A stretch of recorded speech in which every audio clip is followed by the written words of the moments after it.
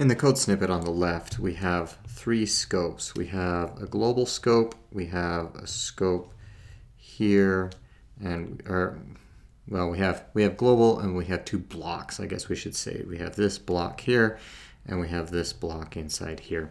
And what we want to do is use symbol tables to find what the types are for these various variables. That's what symbol tables are, one thing symbol tables are super good at. Okay, so if we do all the code before then we get into this first block. And so our global symbol table is going to have some stuff probably, I don't know what.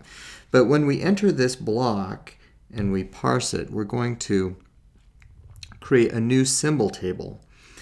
And we get to this first declaration, int x. So now we're going to have a variable x, and it has type int. And then we proceed to the next declaration, character y, and it's going to be a character. And then we enter another block, right? So we come into here and we get another declaration, boolean y. Now when we enter that new block, we're going to create a new symbol table, and we're going to have a y, and it's a boolean. So when we are at this point, this is our symbol table stack. These are the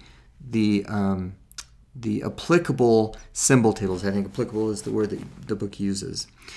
So, and I also have this other box just because there's going to be other stuff in there. Okay, so now let's compile this line here. So we have an x, and we want to know what the type of x is. This is not a declaration. This is a use of x, and it's kind of awkward. It's probably going to be something like, x equals 3 or something. I don't know. But anyway, it's some kind of use of x, and I want to know what its type is.